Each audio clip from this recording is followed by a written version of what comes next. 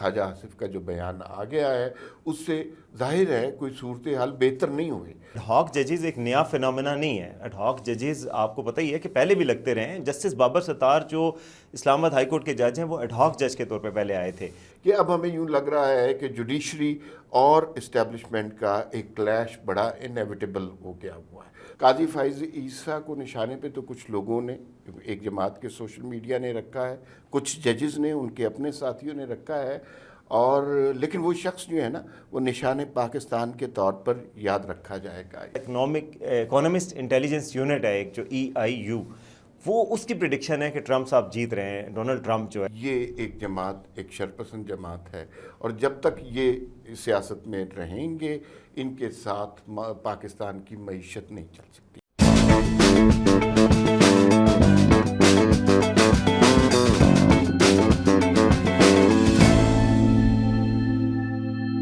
السلام علیکم ناظرین، وی ٹاک کے ساتھ میں ہوں وسیم عباسی، عمار مسعود صاحب کے ساتھ۔ ناظرین، اس وقت جو ملک کی حالات ہیں وہ واقعی میں ایک نازک موڑ کی صورتحال پیش کر رہے ہیں۔ پہلے تو کہا جاتا تھا کہ ملک نازک دور سے گزر رہا ہے، اس وقت واقعی میں نازک دور سے گزر رہا ہے۔ ہم سب کو یہ نظر آتا ہے عدلیہ اور اسٹیبلشمنٹ کے درمیان تناؤ کی یہ کیفیت ہے کہ دیکھیں ججز، ایڈ ہاک ججز لگائے جا رہے ہیں، اور اس پر بھی ایک تنازع اٹھ کھڑا ہوا ہے۔ قاضی فائز عیسیٰ صاحب جو کہ چیف جسٹس آف پاکستان ہیں، ان کے خلاف ایک مہم برپا ہے۔ آج ایڈ ہاک ججز کی اپوائنٹمنٹ کے حوالے سے ایک میٹنگ بھی ہونی ہے۔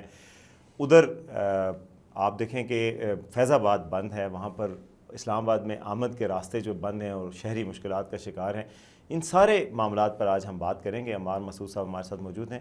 عمار صاحب، یہ بتائیے کہ یہ کیا واقعی ہم آئینی میلٹ ڈاؤن کی طرف بڑھ رہے ہیں، اور صورتحال کدھر لے کے جائے گی ہمیں؟ دیکھیے، مجھے یوں لگتا ہے کہ مقتدر قوتیں، حکومتی جماعت اور کچھ اور لوگ اس نتیجے پر پہنچ گئے ہیں کہ تحریک انصاف کے ساتھ نہ مذاکرات ہو سکتے ہیں، نہ گفتگو ہو سکتی ہے، نہ کوئی اور اس طرح کی بات ہو سکتی ہے۔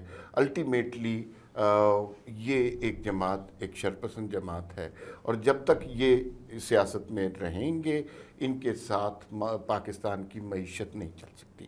اور بیانات بڑے واضح آنا شروع ہو گئے ہیں۔ خواجہ آصف نے بھی بات کرنا شروع کر دی ہے، ادھر تارڑ صاحب نے بھی کہہ دیا کہ تحریک انصاف پر پابندی لگ رہی ہے۔ تو بڑی کلیئر جو ہے نشانیاں نظر آ رہی ہیں کہ تحریک انصاف، پاکستان کی معیشت، حکومت پاکستان، ریاست پاکستان اب اکٹھے نہیں چلنا چاہتے یا نہیں چل سکتے۔ دوسری طرف ایک سوشل میڈیا کا گروپ ہے جو دن بدن کسی اور نہج پر جا رہا ہے، تو معاملات خراب تر ہوتے جا رہے ہیں۔ خواجہ آصف کا جو بیان آ گیا ہے اس سے ظاہر ہے کوئی صورتحال بہتر نہیں ہوئی، اس سے صورتحال بدتر ہوئی ہے۔ یہ سوال اٹھنا شروع ہو گئے ہیں، کیا انتخابات نل اینڈ وائڈ ہو جائیں گے؟ کیا کوئی ایمرجنسی لگنے والی ہے؟ کوئی مارشل لا لگنے والا ہے؟ ایمرجنسی ظاہر ہے it's a sweet word for martial law, اور یہ سوال جب اٹھنے لگ جاتے ہیں تو اس کے پیچھے کوئی نہ کوئی ریزن ہوتی ہے، تو معاملات خراب ہوتے رہتے ہیں۔ فیض آباد دھرنا، آپ کو پتہ ہے کہ یہ ایک نئی شکل فیض آباد دھرنے کی ہو گئی ہے۔ وہاں پر کتنے لوگ ہیں یہ الگ بات ہے، لیکن پولیس نے زیادہ راستے روک کے رکھے ہوئے ہیں، تو معاملات خراب ہو رہے ہیں۔ بنیادی ریزن یہ ہے کہ اب ہمیں یوں لگ رہا ہے کہ جوڈیشری اور اسٹیبلشمنٹ کا ایک کلیش بڑا انیویٹیبل ہو گیا ہوا ہے، واضح نظر آ رہا ہے۔ ورنہ ہمیشہ یہ ہوتا تھا کہ اسٹیبلشمنٹ کی لائن ٹو کرتی تھی جوڈیشری۔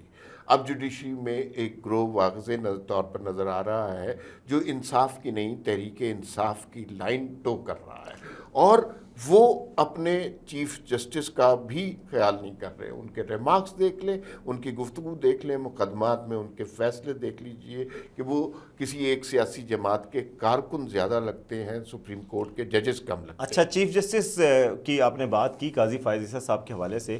اب تنقید تو ان پہ بہت ہوتی ہے کہ جی ایڈ ہاک ججز انہوں نے لگائے ہیں، اور ایڈ ہاک ججز کے علاوہ ان نے فیصلوں میں کل ایک پیش رفت یہ بھی ہوئی ہے کہ جو مسلم لیگ نون کی پٹیشن تھی کہ ریویو کیا جائے یہ جو ریزرو سیٹس والا فیصلہ ہے، اس پر جو 3 رکنی ججز کی کمیٹی ہے جو کہ چیف صاحب نے ہی بنوائی تھی، اس نے 2-1 کی اکثریت سے یہ مسترد کر دیا اور کہا کہ چھٹیوں کے بعد 2 مہینے کے بعد ہم کیس سنیں گے، اور جب تک تفصیلی فیصلہ نہیں آتا اور تفصیلی ریزنز نہیں بتائی جاتی تب تک ہم نہیں اس پہ بات کریں گے۔ یہ بھی ایک بہت بڑی پیش رفت ہوئی ہے۔ تو چیف صاحب ایک نشانے پر ہیں، آپ کے خیال میں کیا قاضی فائز صاحب کو تاریخ کس نظر میں یاد رکھے گی؟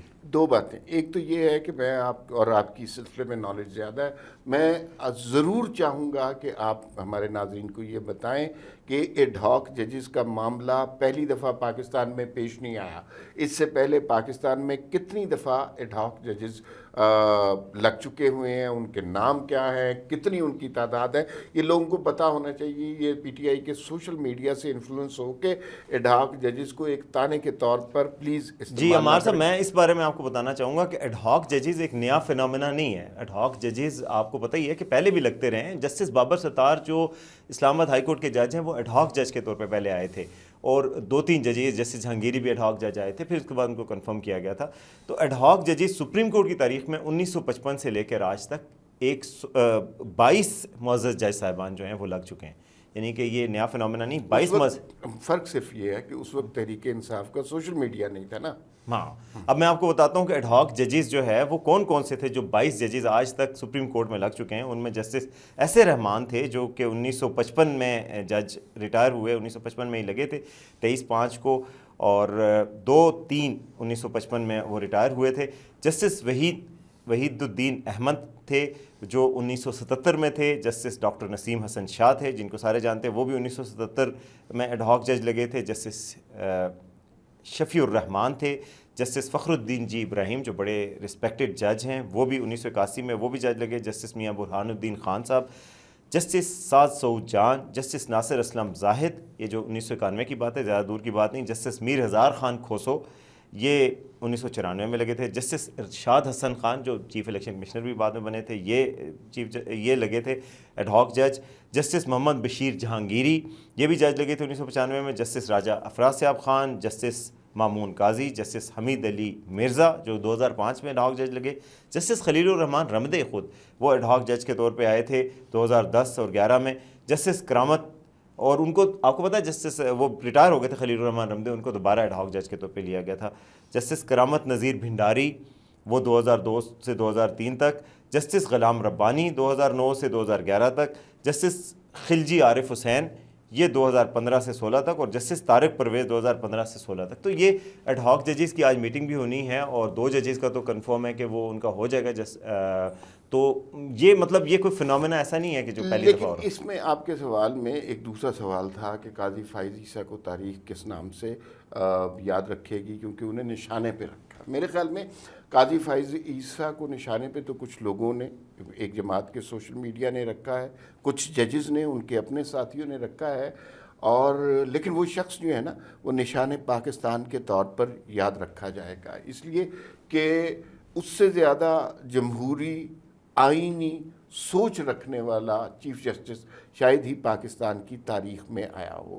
ان کے فیصلے بنیادی طور پر، آپ ان کے کسی فیصلے کو، کسی ریمارک کو دیکھ لیجئے، وہ بنیادی طور پر پاکستان کے آئین کے تناظر میں ہوتا ہے، اس سے علاوہ ایک لفظ نہ زیادہ نہ کم ہوتا ہے۔ اور جو کارنامے انہوں نے لیٹر آف دی کانسٹیٹیوشن میں بلیو کرتے ہیں، جو کارنامے انہوں نے کیے ہیں، آپ دیکھیے آج تک کبھی مشرف کیس کا فیصلہ نہیں ہو سکا تھا، انہوں نے 5 منٹ کے اندر وہ فیصلہ دیا اور اس فیصلے کو برقرار رکھا، وقار سیٹھ والے فیصلے کو۔ بھٹو کیس کا فیصلہ نہیں ہو سکتا تھا اس ملک میں اگلے 100 سال تک، انہوں نے وہ فیصلہ دیا اور سپریم کورٹ کی اپنی غلطی کو تسلیم کروایا، پھر اس کے علاوہ اپنے اختیارات کو سرنڈر کیا۔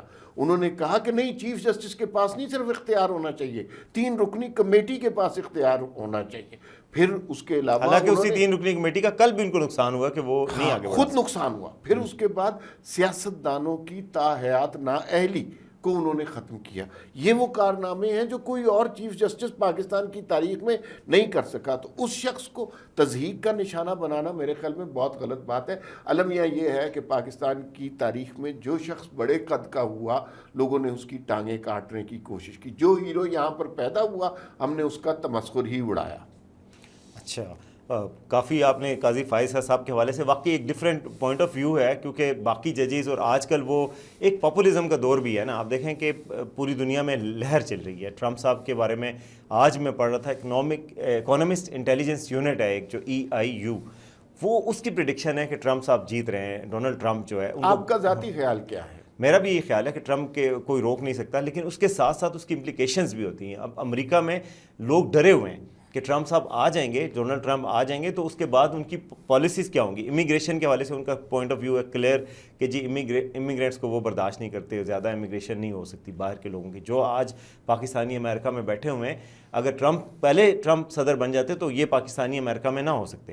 اس کے علاوہ ان کی چائنا کے حوالے سے بڑی کلیئر پالیسیز ہیں، اس کی امپلیکیشن پاکستان پہ بھی آئیں گی. اس کے علاوہ چیزیں مہنگی ہوں گی امریکہ میں. آپ کو پتہ ہے مہنگائی کی شرح بڑھنے کا امکان ہے اکانومسٹ انٹیلیجنس یونٹ کے مطابق بھی. اس کی وجہ یہ ہے کہ ٹرمپ جو ہے وہ کہہ رہے ہیں کہ جو باہر سے امپورٹس آئیں گی ان پہ ٹیکس اور ڈیوٹی ہیوی کی جائے گی، کیونکہ میڈ ان امریکہ کو پروموٹ کرنا ہے. اس کی وجہ سے جو باہر کی چیزیں ہیں، جو چائنا کی پروڈکٹس ہیں، وہ ساری لوگوں کو مہنگی ملا کریں گی.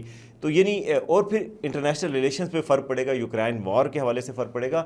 اور جو سب سے بڑا فرق پڑ سکتا ہے وہ یہ کہ آئل کی پرائسز کے حوالے سے فرق پڑنا ہے، کیونکہ پاکستان اور باقی سارے لوگ بھی متاثر ہوں گے، کیونکہ آئل ابھی وہ اتنا کنزیوم کرنے کا نہیں سوچ رہے، وہ الیکٹرک کارز پہ اور انوائرمنٹ فرینڈلی چیزوں پہ جا رہے ہیں. ٹرمپ صاحب اس پہ بلیو بھی نہیں کرتے.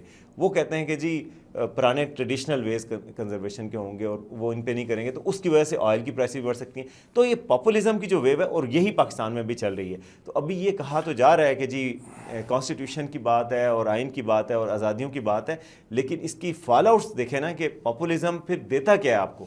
اب یہ بات لیکن اس میں یہ بھی دیکھیے وسیم، امریکہ میں اگر پاپولزم حد سے زیادہ بڑھ جاتا ہے، ان کے ہاں سسٹم ایسے ہے کہ جو اس پاپولزم کو ملک کے لیے جب وہ نیگیٹو ہونے لگتا ہے اس کو روک لیتے ہیں. کیپٹل ہل پہ جن لوگوں نے حملہ کیا ان لوگوں کو سزائیں ہوئیں دیر اینڈ دین.